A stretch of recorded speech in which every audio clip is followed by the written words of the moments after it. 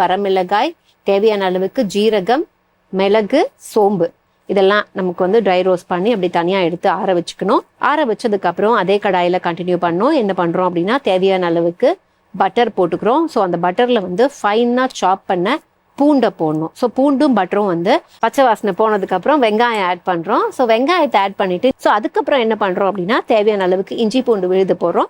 இஞ்சி பூண்டு விழுதோட பச்சை வாசனை போனதுக்கப்புறம் மஞ்சள் தூள், ஆம்ச்சூர் பவுடர் அண்ட் கரம் மசாலா இது மூணுத்தையும் போட்டுட்டு சிக்கனையும் போட்டுட்டு ஸோ இதில் வந்து தேவையான அளவுக்கு உப்பும் போட்டு குக் பண்ணுங்க. லைட்டாக தண்ணியை தெளித்து நீங்கள் வந்து குக் பண்ணணும். ஸோ உப்பு போட்டு குக் பண்ணதுக்கப்புறம் பார்த்தீங்கன்னா ஓகே அது குக் ஆயிடுச்சுன்னு தெரிஞ்சதுக்கப்புறம் இந்த வரமிளகாய், மிளகு, ஜீரகம் அண்ட் சோம்பு இது எல்லாத்தையும் ட்ரை ரோஸ்ட் பண்ணி வச்சுருந்ததை கொஞ்சம் கோர்ஸாக அரைச்சிக்கணும். கோர்ஸாக அரைச்சிட்டு அந்த பவுடரை ஆட் பண்ணிவிட்டு அதுவும் கொஞ்சம் நல்லா குக் ஆனதுக்கப்புறம் நமக்கு புதினா தேவையான அளவுக்கு அண்ட் கொத்தமல்லி, கருவேப்பிலை இது மூணுத்தையும் நல்லா ஃபைனாக சாப் பண்ணி போடணும். ஃபைனாக சாப் பண்ணி போட்டு எல்லாம் நல்லா குக் ஆயிடுச்சு ரெடி ஆக போகுதுன்னு தெரியும் போது கெச்சப் தேவையான அளவுக்கு எடுத்து அந்த கெச்சப்பையும் நம்ம ஆட் பண்ணிவிட்டு அந்த அளவுக்கு குக் பண்ணிவிட்டு அதுக்கப்புறம் லைட்டாக கெச்சப்பில் லவ்வையும் வச்சுட்டு அது கூடவே வந்து இந்த சிக்கனையும் வச்சுட்டிங்க அப்படின்னா இதுதான் சிக்கன் லவ் பைட்ஸ்.